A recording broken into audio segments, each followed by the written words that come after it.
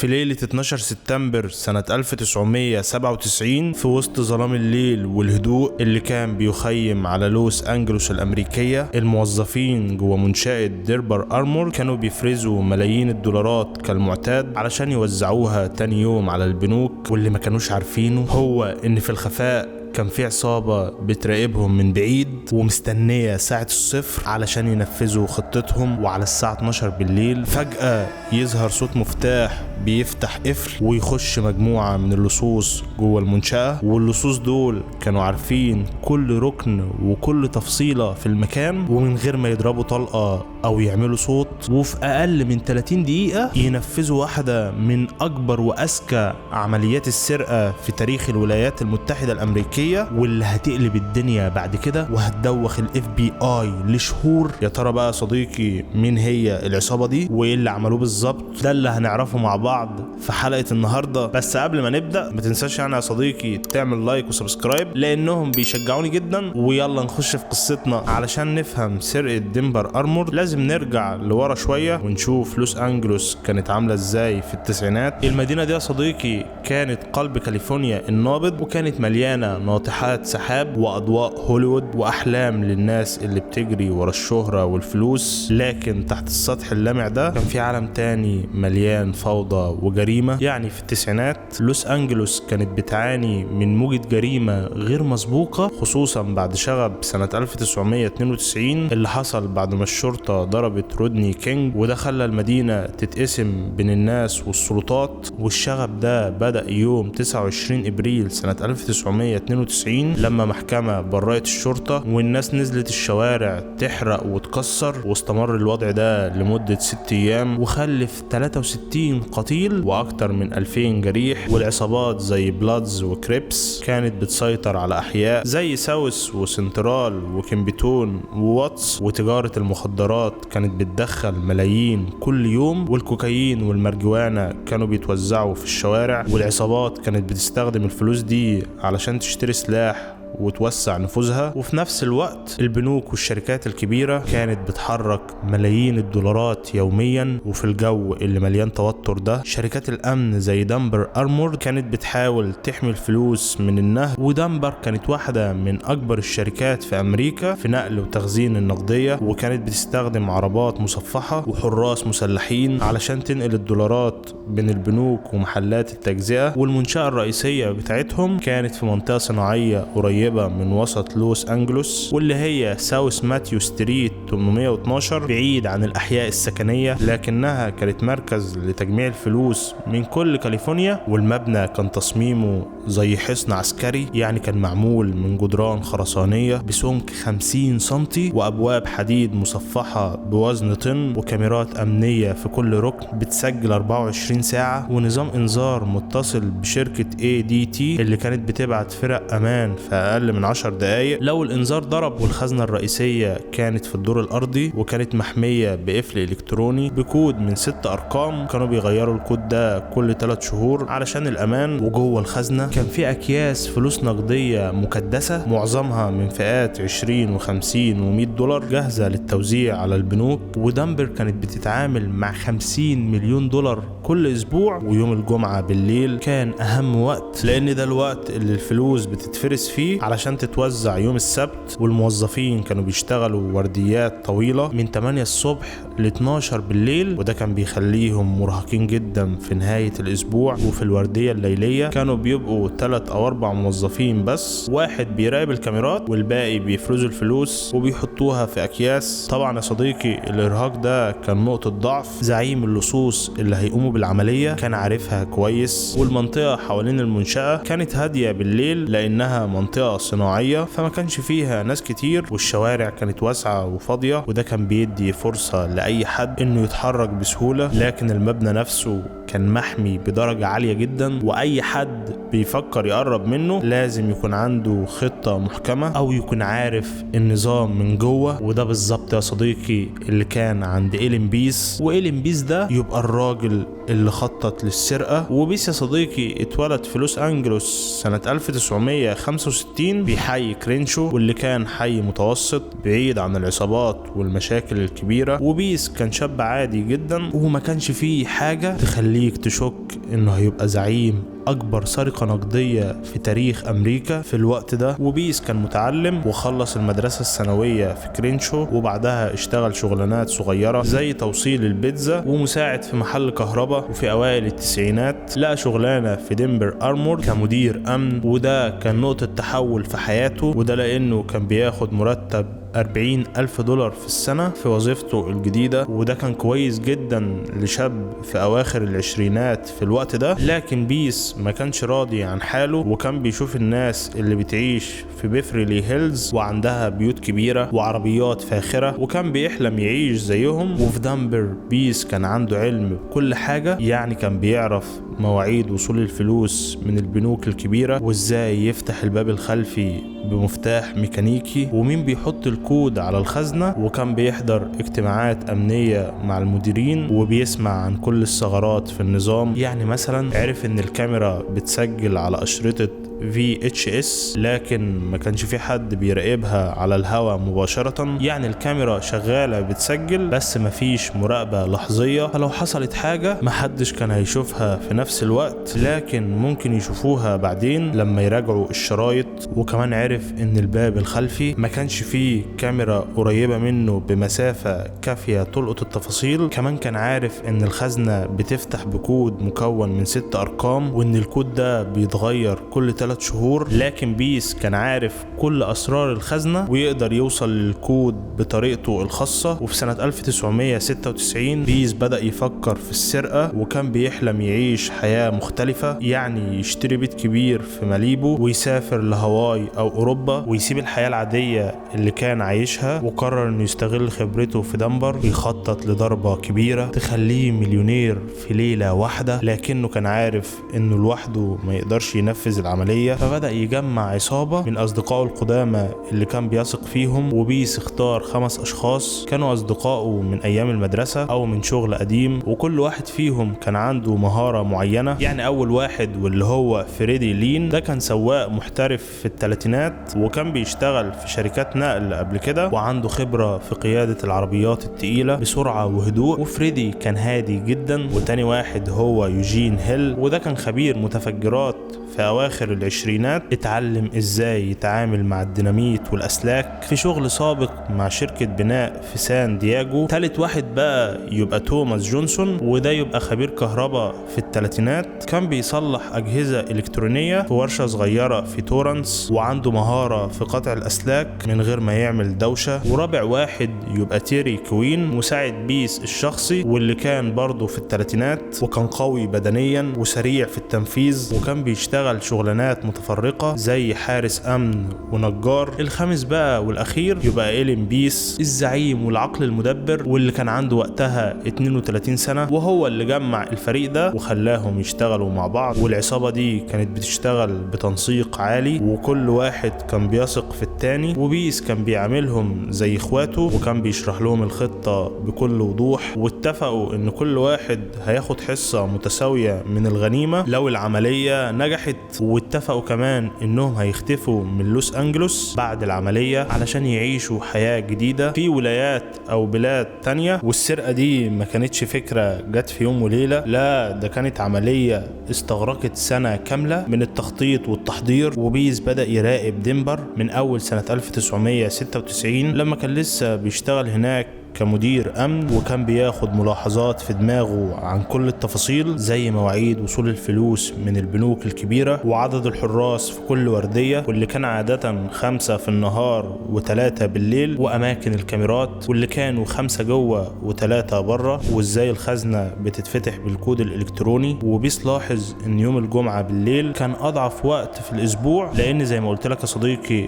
الموظفين بيبقوا مرهقين من اسبوع شغل طويل. وبعد ما بيس ساب الشغل في دنفر في يونيو سنة 1997 بدأ يجمع العصابة في شقة صغيرة في حي انجلود، واللي كان بيبعد حوالي 10 كيلومتر من المنشأة. والشقة كانت في عمارة قديمة، أوضة واحدة وصالة، وكانوا بيتقابلوا هناك بالليل علشان محدش يشوفهم. وبيس جاب خرائط المكان من ذاكرته ورسمها على ورق كبير بقلم رصاص علشان يشرح للعصابة كل حاجة، وحدد مكان الخزنة الرئيسية في الدور الأرضي جنب أوضة الفرز. وقرر إن أحسن طريقة للدخول هي من الباب الخلفي بتاع الموظفين لأنه كان أقل حراسة. وبيس كان عنده مفتاح قديم من أيام شغله، والباب الخلفي كان حديد مصفح لكنه كان بيتفتح بمفتاح ميكانيكي عادي، وما كانش فيه كاميرات مراقبة قريبة من الباب ده. يعني زي ما قلت لك يا صديقي، أقرب كاميرا مراقبة كانت على بعد 10 متر، وده كان نقطة ضعف كبيرة في النظام. وبيس كان عارف إن الكاميرا بتصور كل حاجة، لكن التسجيل كان بيتراجع بعدين مش بيتراقب على الهواء، فلو قطعوا الكاميرات بسرعة محدش هيحس. وقرر إن توماس هيكون المسؤول عن قطع الأسلاك، ويوجين هيكون جاهز لو احتاجوا أي حاجة تتفجر. والعصابة خططت لاستخدام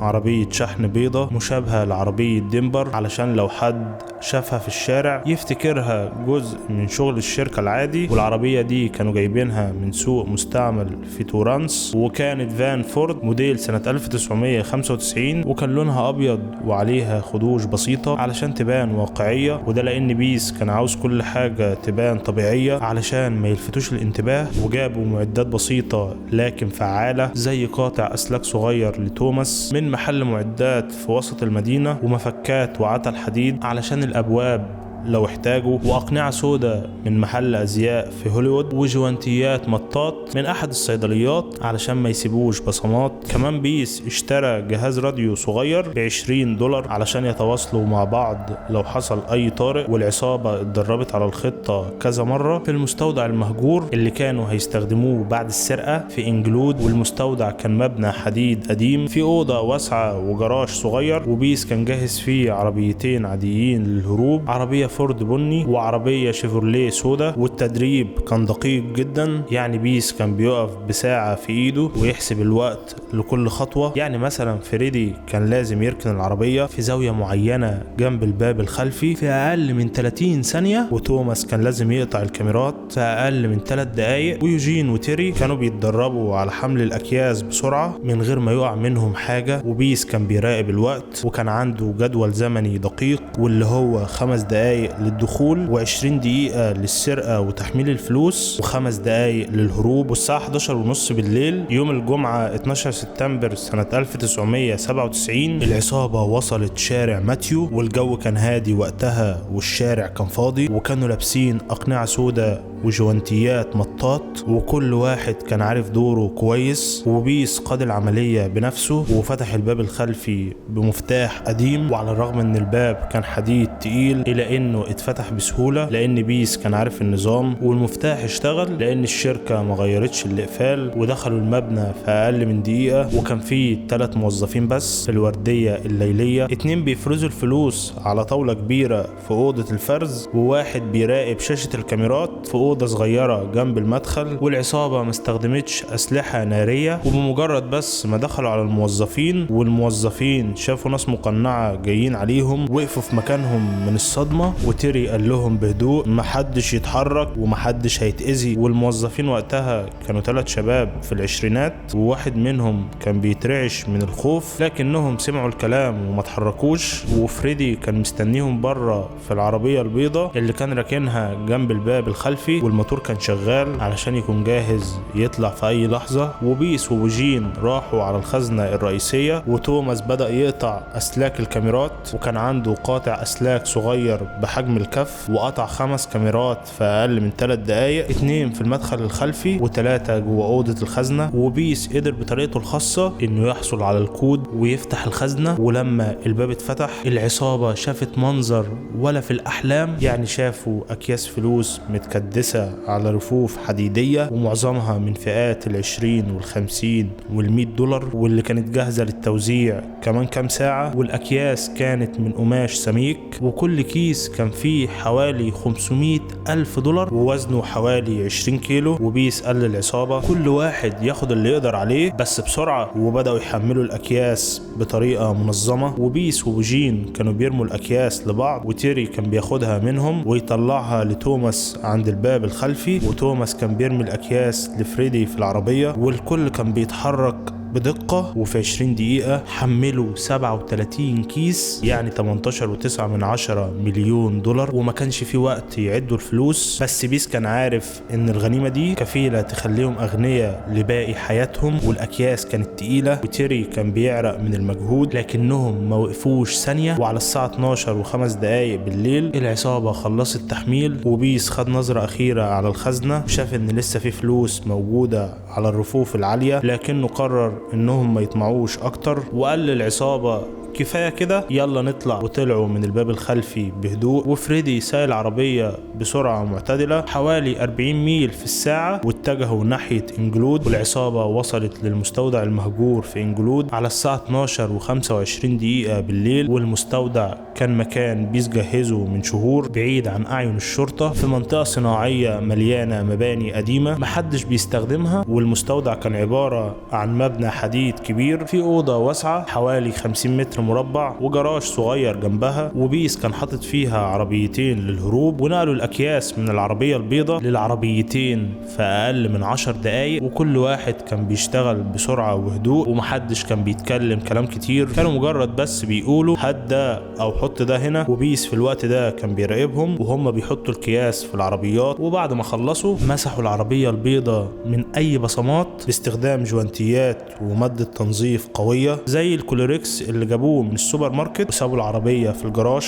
وقفلوا الباب عليها علشان محدش يلاقيها بسرعة. وبعدها قرروا انهم يتفرقوا، وبيس وتيري راحوا بالفورد ناحية كريتشو واللي بتبعد حوالي 15 كيلومتر من انجلود. وفريدي ويوجين وتوماس راحوا بالشيفروليه ناحية تورنس واللي بتبعد حوالي 20 كيلومتر جنوبا. والخطة كانت انهم يستخبوا كام يوم لحد ما الدنيا تهدى وما يصرفوش الفلوس دلوقتي علشان ما يلفتوش الانتباه. وجوه دنبر الموظف خوان كارلوس اللي كان مسؤول عن الكاميرات لما فاق وبدأ يستوعب اللي حصل وشاف ان الكاميرات مش شغالة، ضغط على زرار الانذار الصامت في اوضة الامان الساعة 12:35 وشركة ADT بلغت الشرطة فورا. ووحدات من شرطة لوس انجلوس وصلت الساعة 1 بالليل، ولما فتحوا الخزنة لقوا نصها فاضي و37 كيس فلوس اختفوا من غير اي اثر، ومحدش كان عارف مين اللي عملها. وفي تاني يوم الشرطة والاف بي اي بدأوا التحقيقات،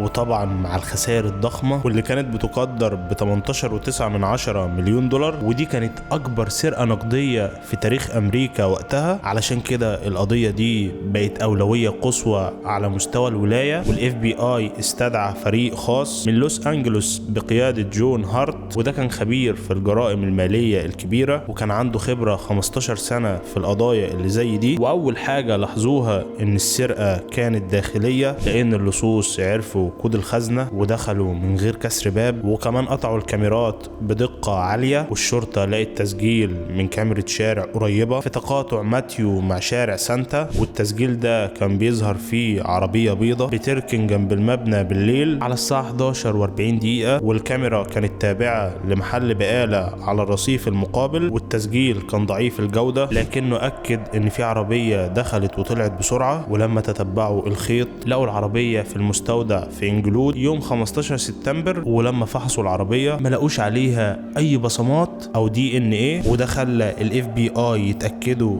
ان دي عصابة محترفة. والاف بي اي شكوا ان في حد من دنبر متورط، فبدأوا يحققوا مع كل الموظفين الحاليين والسابقين، وكان عندهم قائمة ب 120 اسم، وكان من ضمن الاسماء دي إلين بيس اللي ساب الشغل في يونيو سنة 1997. وبيس لما اتسأل في الاول يوم 16 سبتمبر كان هادي جدا وواثق من نفسه، وقال انه بيشتغل في ورشة تصليح عربيات في كريتشو وانه ما يعرفش حاجة عن السرقة، ووقتها ما كانش عندهم عندهم دليل قاطع يربطه بالجريمة، وبيس سجلاته كانت نظيفة وما كانش بيعمل اي حاجة تثير الشكوك، وما كانش بيصرف فلوس كتير ولا بيروح اماكن مشبوهة، والعصابة كلها اختفت من لوس انجلوس ومحدش شافهم بيعملوا حاجة ملفتة للنظر. والاف بي اي بدأ يحلل كل التفاصيل، واول تفصيلة لاحظوها هي ان السرقة حصلت من غير عنف، وده كان شيء نادر في الوقت ده لان معظم السرقات الكبيرة في التسعينات كانت بتستخدم مسدسات وبنادق. كمان الكود اللي اتفتحت بيه الخزنة مش اي حد يعرفه، وده خلاهم يشكوا ان اللي عملها موظف سابق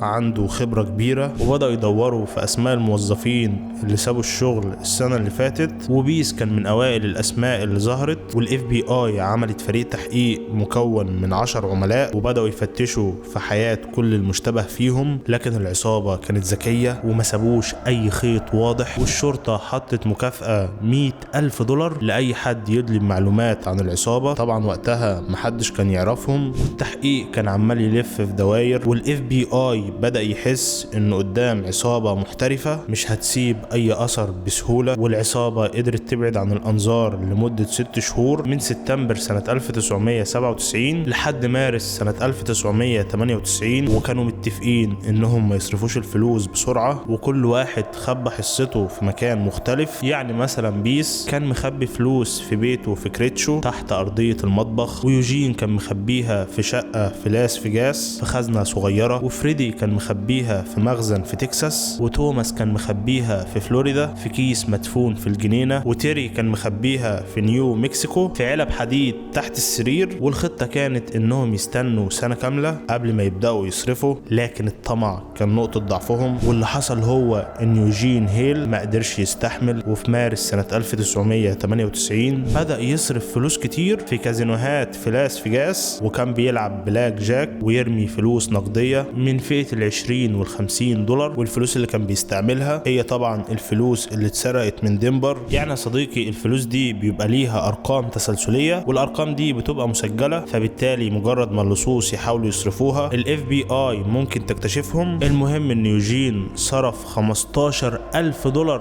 في يوم واحد، فوقتها الموظفين في الكازينو بلغوا عنه، والشرطة بلغت الاف بي اي في يوم 9 مارس، والاف بي اي تابع يوجين، ولما قبضوا عليه في يوم 10 مارس سنة 1998 في شقته في لاس فيجاس لقوا معاه $30,000 كان مخبيهم في كيس تحت السرير. وتحت الضغط في التحقيقات يوجين انهار في اقل من ساعتين، واعترف انه جزء من العصابة، وقال لهم ان الفلوس لسه مخبيينها في اماكن مختلفة في امريكا. كمان قال ان بيس كان زعيم العصابة وان هو اللي خطط لكل حاجة. والاف بي اي عمل كمين لبيس في بيته في كريتشو يوم 15 مارس سنة 1998، ولما قبضوا عليه لقوا معاه $50,000 كان مخبيهم في علبة ادوات قديمة في الجراج. وبيس حاول ينكر التهمة في الاول وقال ان الفلوس دي من شغله في الورشة، لكن لما واجهوه باعتراف يوجين اضطر يعترف. وفي اسبوع واحد الاف بي اي قبض على باقي العصابة، ولما قبضوا على فريدي في تكساس لقوا معاه $20,000، وتوماس في فلوريدا لقوا معاه $15,000، وتيري في نيو مكسيكو لقوا معاه $10,000. والمحاكمة بدأت في يوليو سنة 1998 في محكمة لوس أنجلوس الفيدرالية، والتهم كانت سرقة مسلحة. حتى لو ما استخدموش سلاح القانون بيعتبرها كده، وكمان اتوجه لهم تهمة التآمر ونقل أموال مسروقة بين الولايات. والاف بي اي قدم أدلة قوية زي اعترافات يوجين وبيس والفلوس اللي لقوها، تسجيلات الكاميرا اللي بينت العربية البيضة. والمحاكمة استمرت 3 أسابيع، والدفاع حاول يقول ان الاف بي اي ضغط على يوجين علشان يعترف، لكن القاضية ما اقتنعتش بالكلام ده وحكمت على بيس ب24 سنة سجن من غير افراج مشروط. والقاضية لوردسبيرغ خلال جلسة النطق بالحكم في سنة 2001 وصفت الحكم الصادر ضد إيلين بيس بانه حكم طويل جدا وجاد للغاية، واشارت لرغبتها في معاقبته بسبب عدم اظهاره لاي ندم وانكاره مسؤوليته عن السرقة. ويوجين خد 8 سنين بسبب اعترافه السريع، اما فريدي فخد 12 سنة، وتوماس خد 10 سنين، وتيري خد 8 سنين. والفلوس اللي قدروا يسترجعوها من العصابة كانت $5 مليون بس، يعني في 13.9 مليون دولار لسه مختفيين لحد النهاردة. في شائعات بتقول ان بيس خبى الفلوس في مكان سري في كاليفورنيا، يحتمل يكون في صحراء موهافي او في مخزن مخزن تحت الارض، لكن الاف بي اي قفل القضية في 2005 من غير ما يلاقوا الباقي. والسرقة دي كان لها تأثير كبير على شركات الامن في امريكا، ودنبر وقتها خسرت سمعتها كشركة امن ما بتخترقش، واضطرت تغير كل انظمة الامان بتاعتها، وحطوا كاميرات اكتر بتقنية رقمية بدل الفي اتش اس، وانظمة انذار متصلة مباشرة بالشرطة، ومنعوا اي موظف سابق يشتغل في اي فرع تاني. كمان بدأوا يعملوا فحص امني اعمق لكل الموظفين بما فيه اختيارات نفسية علشان يتأكدوا ان مفيش حد بيفكر يعمل زي بيس. وبرضه الاف بي اي استفاد من القضية دي هو كمان، وبدأوا يدربوا الشركات على ازاي يبقوا حذرين من اي خيانة داخلية، لان بيس كان مثال حي على موظف بيستغل شغله. وفي تقرير للاف بي اي سنة 1999 قال ان السرقات الداخلية بتمثل 30% من الجرائم المالية الكبيرة في امريكا، وان قضية دنبر كانت درس لكل الشركات. وفي سنة 2017 اتعمل فيلم كوميدي اسمه ماستر مايندس مستوحى من سرقات زي دي، لكن القصة الحقيقية بتاعت دنبر كانت اكتر جدية. من ضمن بقى صديقي جرائم السرقات اللي هزت العالم كله هي جريمة سرقة بنك بريتش في لبنان سنة 1976. الجريمة دي حرفيا من أغرب السرقات وأكثرها غموضا، وكانت سرقة ضخمة، والمبلغ اللي اتسرق من البنك كان مهول. يا ترى بقى صديقي ايه اللي حصل بالظبط؟ الحلقة هتظهر لك هنا دلوقتي، ضروري تروح تتفرج عليها. وقبل ما تروح يا صديقي ما تنساش تعمل لايك وسبسكرايب، لأن دي الطريقة الوحيدة اللي بتعرفني إن الفيديو عجبك وإن أنت عاوزنا نستمر. مش كده ولا يا صديقي؟ وبس كده.